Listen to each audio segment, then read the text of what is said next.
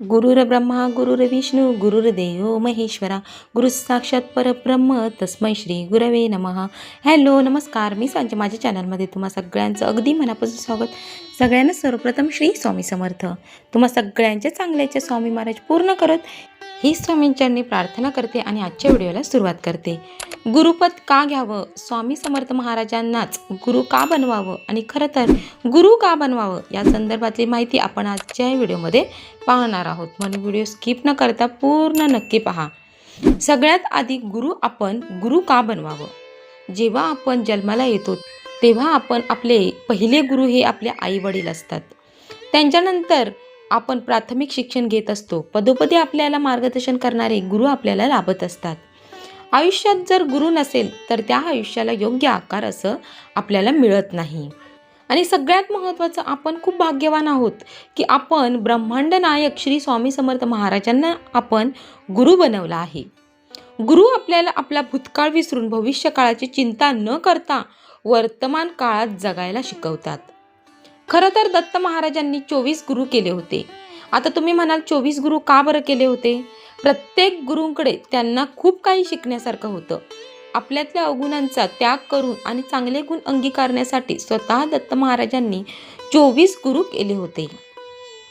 मग आपणच जर दत्त महाराजांना गुरु केलं, कलियुगातील दत्त महाराजांचा एक अवतार श्री स्वामी समर्थ महाराजांना आपल्याला आपलं गुरुपद द्यायचं आहे। गुरुपद देणं म्हणजेच काय? तर गुरुपद देणं म्हणजे मुळात तर गुरुपौर्णिमा हा दिवस गुरु आणि शिष्यांच्या नात्यातला आहे। त्यांच्या नात्यातला हा दिवस आपण साजरी करत असतो। त्यांच्यातलं प्रेम, त्यांच्यातली श्रद्धा, विश्वास हे दृढ आहे सिद्ध करून देण्यासाठी हा दिवस असतो आणि गुरूंप्रती आपली कृतज्ञता व्यक्त करण्याचा हा दिवस असतो। याच दिवशी आपल्याला महाराजांना आपलं गुरुपद द्यायचं आहे।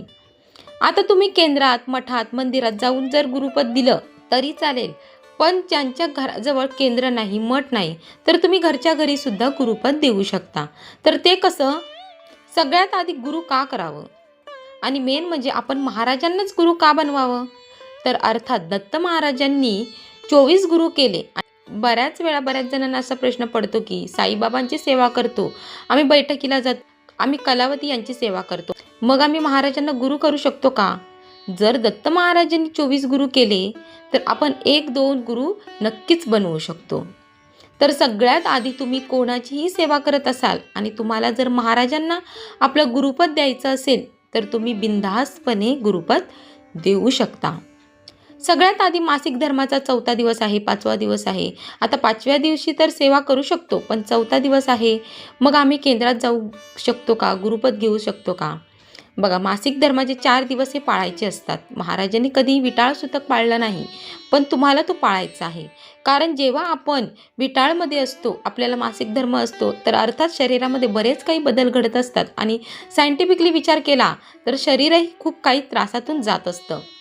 आणि कितीही नाही म्हटलं तरी पण ह्या अवस्थेमध्ये देवाला स्पर्श करणं, देवाची पूजा करणं एवढी मानसिकता आपल्यामध्ये नसते।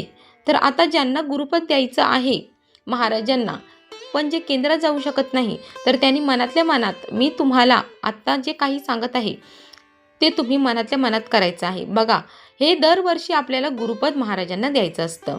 आता तुम्हाला काय करायचं? आता गुरुपद तुम्ही दिवसभर कधी पण घेऊ शकता। सकाळी तुम्हाला काय करायचं आहे? तर सकाळी उठून तुम्हाला स्वतःला आवरून शुचिर्भूत होऊन महाराजांच्या समोर बसायचं आहे, मन शांत ठेवायचं आहे, महाराजांना प्रार्थना करायची आहे। त्याच्या आधी नारळ घ्यायचा आहे, शेंडा महाराजांकडे करायचा आहे, नारळ घ्यायचा आहे, त्याच्यावर गुलाबाचं फूल ठेवायचं आहे। जर तुम्ही केंद्रात जाणार असेल तर तिकडे तुम्ही नारळ आणि गुलाबाचं फूल घेऊन जायचं। आणि घरी करणार असाल तर नारळ आणि गुलाबाचं फूल हातात घ्यायचं आहे। महाराजांना प्रार्थना करायची की महाराज, तुम्हीच माझे गुरु, सद्गुरू, परमगुरू आहात। आजपासून येत्या गुरुपौर्णिमेपर्यंत तुम्ही माझं गुरुपद स्वीकारावं। तुम्ही माझे आई, वडील, सखा, बंधू, मित्र सगळेच आहात। कारण जगासमोर रडण्यापेक्षा जर महाराजांसमोर रडलं तर मार्ग मिळतो आणि हलकंही वाटतं। नाहीतर लोक आपल्याकडून रडून ऐकतात आणि जगाला हसून मात्र सांगत असतात। त्याच्यापेक्षा इथे जेव्हा महाराजांच्या चरणांजवळ जेव्हा मस्तक ठेवतो ना, तेव्हा खूप बरं वाटतं। आणि जे लोक हे करतात ते खरे स्वामी भक्त आहेत, त्यांना याचा अनुभव आलेला आहे आणि अनुभव आल्याशिवाय राहणार नाही। तर ही प्रार्थना केल्यानंतर आपण जेव्हा महाराजांच्या मूर्तीवर अभिषेक करतो तर ते एक तीर्थ असतं. ते पाणी ज्याला आपण तीर्थ म्हणतो त्याला चरण तीर्थ म्हणतात. पण जेव्हा तुम्ही घरात करणार आहात तर तुम्हाला एक तीर्थ असं महाराजांच्या मूर्तीवर अभिषेक केलेलं हे तीर्थ असं ते डाव्या हाताने उजव्या हातावर तुम्हाला ते तीर्थ घ्यायचं आहे आणि एक मंत्र आहे जो तुम्हाला म्हणायचा आहे. आधी सांगते, ज्यांच्या घरात फोटो आहे तर फोटोवर तर अभिषेक करू शकत नाही, मग त्यांनी घरातलं स्वच्छ पाणी घ्या, एकदम स्वच्छ पाणी घ्यायचं आहे.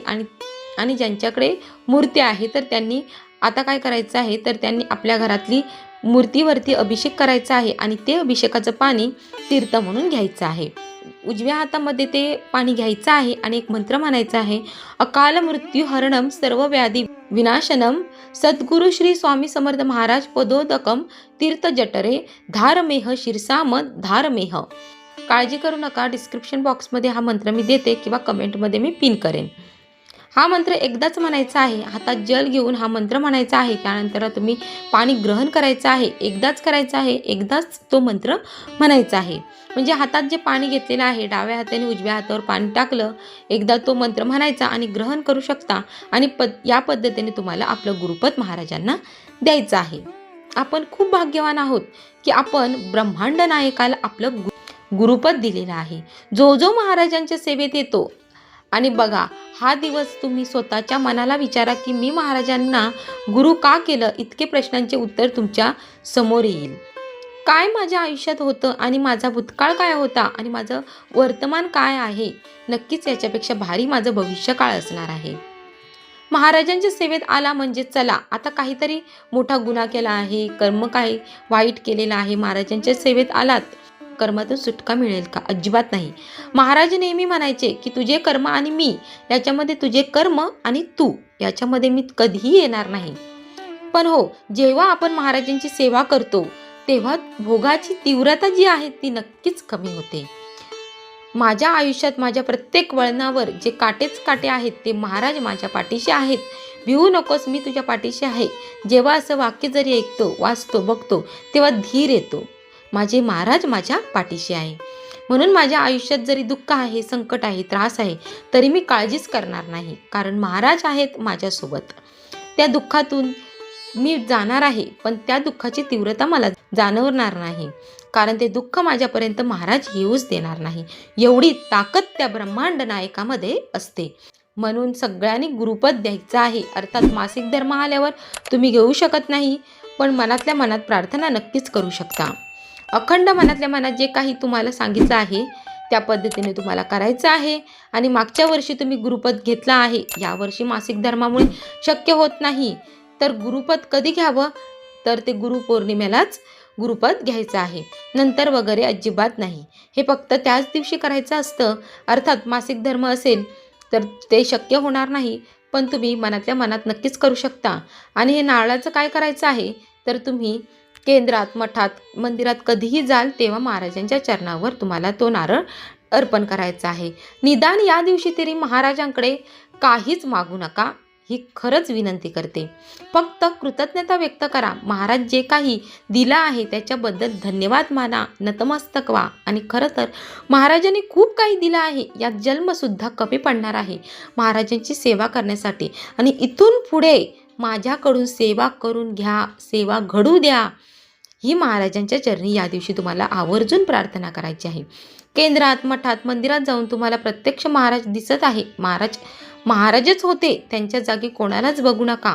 महाराजच आहे. त्यांची सेवा खूप भाग्य आहे. त्यांची सेवा करणं खूप मोठं भाग्य आहे. आपण खूप भाग्यवान आहोत की आपण महाराजांची सेवा करतो. चला, आजच्यासाठी एवढंच. व्हिडिओ आवडला तर लाईक, शेअर, सबस्क्राईब नक्की करा. पुन्हा भेटू अशाच एका नवीन व्हिडिओमध्ये. तोपर्यंत श्री स्वामी समर्थ.